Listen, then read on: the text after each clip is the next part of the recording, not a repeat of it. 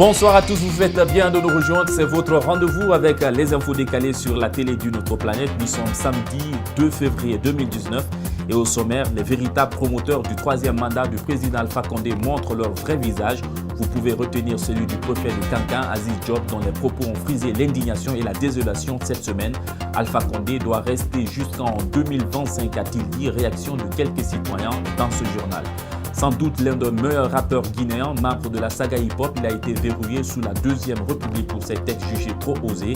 Mais le phénix renaît toujours de ses centres. Bakali Zoui Biavouki, a.k.a. Mastagi, est l'invité de l'interview de Calais. Avec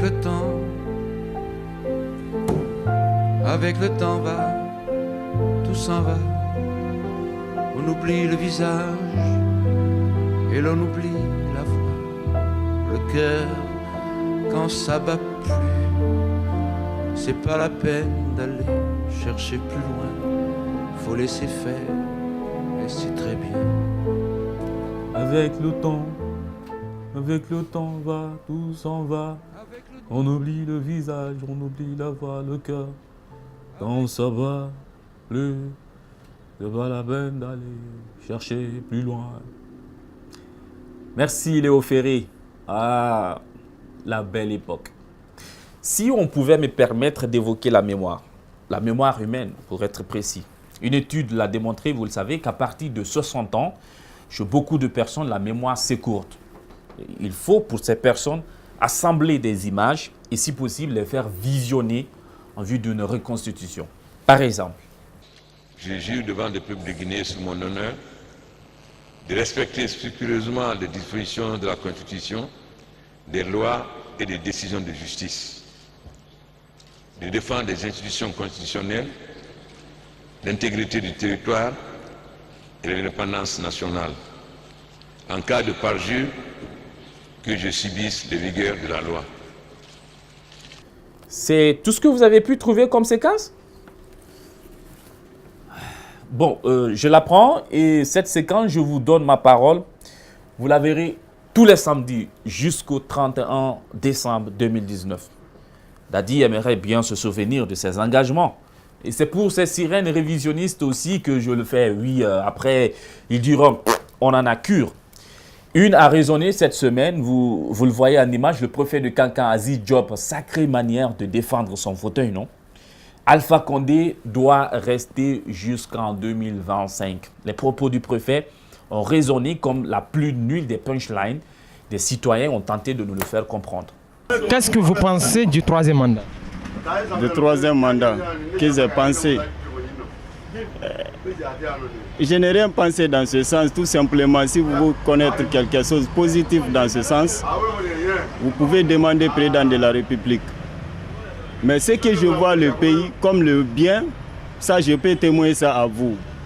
Moi, je ne suis pas en face du président de la République, si je comprends bien. Je suis en face d'une personne. Je demande à cette personne, qu'est-ce qu'elle pense du troisième mandat ?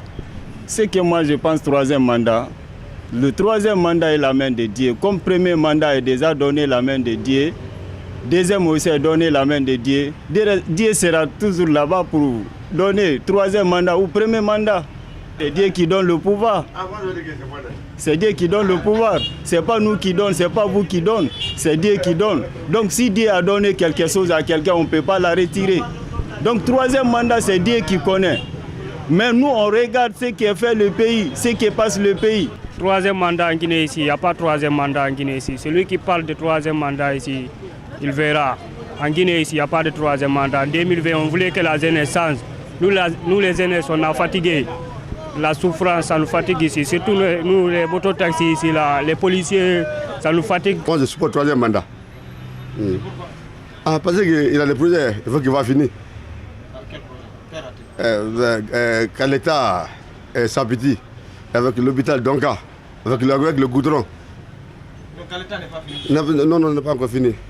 Quand c'est la Guinée, celui qui fait le travail, si l'autre quitte là-bas, si l'autre vient, il va annuler. Je ne pense pas que le professeur va tenter dans cette aventure. Je ne pense pas. Bon, vu l'évolution de ce monde, je pense que le mieux pour lui, c'est de terminer dans de meilleures conditions. Le monde évolue comment ? Bon, quand tu tentes et tu échoues, c'est pas bon. Qui a tenté et échoué? Bon, par exemple, si on prend l'exemple de Blaise Compaoré, il a duré, il voulait modifier la constitution, la population, tout le monde a vu la réaction. Maintenant, il est où? Normalement, il ne doit pas faire le 3e mandat. Parce que Alpha Condé est le premier président démocratiquement élu en Guinée. Et considérant ces statuts-là, s'il regarde cela, lui-même en âme et conscience, il ne doit pas penser à même faire le 3e mandat. Car ça pourrait créer vraiment des tensions, que ce soit du niveau social, économique, politique ou même culturel dans notre pays. Quand vous me demandez ce qui concerne ce 3e mandat de M. le Président Alpha Condé, c'est le président qui je connais, j'ai du respect pour lui. J'ai même fait son campagne à Kamaïng, mais je n'ai jamais gagné même l'intérêt, même 10 francs au-dessous de lui. Tous ses entourages me connaissent, ils m'ont trahi à Kamaïng, ils m'ont promis, ils m'ont rien donné. Donc, ce qui concerne le 3e mandat, étant un intellectuel qui a fait le banc, moi je ne peux pas accepter ça. Parce que ce qu'ils ont dit, convention, ce qu'ils ont dit à Ouaga, il doit respecter ça. Quelqu'un qui a fait le banc, étant un professeur, encore il a été le président de l'Union africaine. Donc si c'est l'argent, il a l'argent à chier. Honnêtement, s'il a de pitié de la Guinée, elle est guinéenne, donc il doit penser à ça et oublier le 3e mandat là. C'est le seul conseil que je peux lui dire. Donc s'il dit, il insiste pour le 3e mandat, donc il ne mérite pas d'avoir le 3e mandat s'il ne veut pas violer la loi. Direction du Breka où le ministre Tibou Camara a effectué une visite dans une petite industrie où il est allé s'enquérir des dures conditions de travail des ouvriers. Qu'est-ce que le fiel tient vraiment de son parrain? Regardez pour comprendre. Pour ce qui est de l'accident, nous ferons en sorte que ces familles éplorées dans ces moments de difficulté et de douleur ne se sentent pas seules. L'État sera à leur côté pour s'assurer d'un traitement digne de l'épreuve qu'elles traversent. C'était une occasion à saisir. Les employés en ont profité pour exposer leur situation et par une manière presque inattendue. La sous-traitance, c'est parce qu'il n'y a pas un contrat entre nous et l'entreprise OTAV. Il y a des entreprises qui sont dans l'ODAV ici, qui nous donnent le contrat. Aucune règle n'est respectée, même le code de travail n'est pas respecté ici. On travaille 12 heures.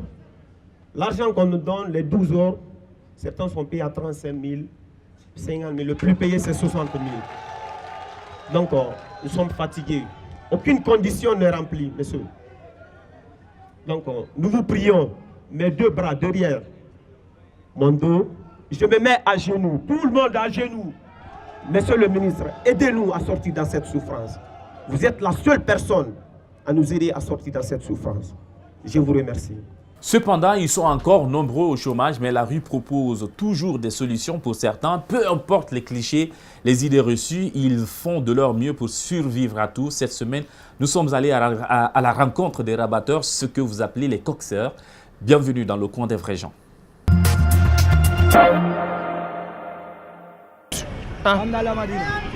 On va juste en parler 1 minute. Ok. Voilà. Je suis venu ici pour chercher le travail, mais je n'ai pas eu le travail d'abord.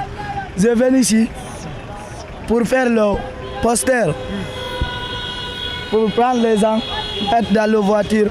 Les gens paient, le chauffeur paie moi 500 ou 1000 francs. Je gagne pour en manger. Je n'ai pas la moyenne je n'ai pas la moyenne pour chercher pour avoir mes habits. C'est difficile. C'est moi seul qui est avec ma mère. Tu as quel âge? J'ai 18 ans. Tu as été à l'école? Oui, j'ai fait jusqu'à 6e année. Où? Au village. Quel village? Pita. Quand je finis ici, on va parler. Voilà. Depuis combien de temps vous faites ça? Je peux vous dire, ça fait presque... je ne parle pas beaucoup, mais ça fait beaucoup d'années. Pourquoi vous avez choisi de faire ça? Parce que je suis une chauffeur. Parce que je suis une chauffeur. Comme je suis en chômage, il n'y a pas de boulot, il n'y a pas de travail. Je suis un conducteur, mais comme tu n'as pas une voiture embauchée, Tu sais, toutes choses, c'est ça qu'on fait, l'affaire des coxers là. D'accord, vous gagnez combien par jour? Je ne peux pas te dire ça. Je ne connais même pas ce que je gagne. Parce que j'enlève beaucoup de choses dans ça. Ah, vous enlevez quoi? Pardon? Comme à manger, prix de cigarettes, prix de savre indien, prix de boissons, comment dirais-je, prix de Glix. Je suis un consommateur, un peu encore. Voilà. Maintenant, quelles sont les difficultés qu'il y a ici? Non, il n'y a aucune difficulté. Il n'y a que le chômage. C'est le chômage qui fait les difficultés là. Voilà. On dit que les rabatteurs là, c'est le terme approprié, que les rabatteurs là volent. C'est vrai? Qu'est-ce que cela veut dire, travateur? Rabatteur. Rabatteur, qu'est-ce que cela veut dire? Coxeur. Je ne connais pas. Coxeur. Voilà. Ah, moi je coxe, mais je suis un chauffeur. Pourquoi je coxe? C'est mon travail.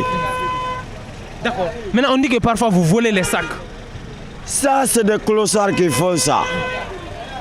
Quand un vrai coxeur ne vole pas, ne ment pas, ne triche pas. Il s'en fout à l'argent ou à le bagage, autrement que vous pensez là. Nous, on fait ça parce qu'on est en chômage.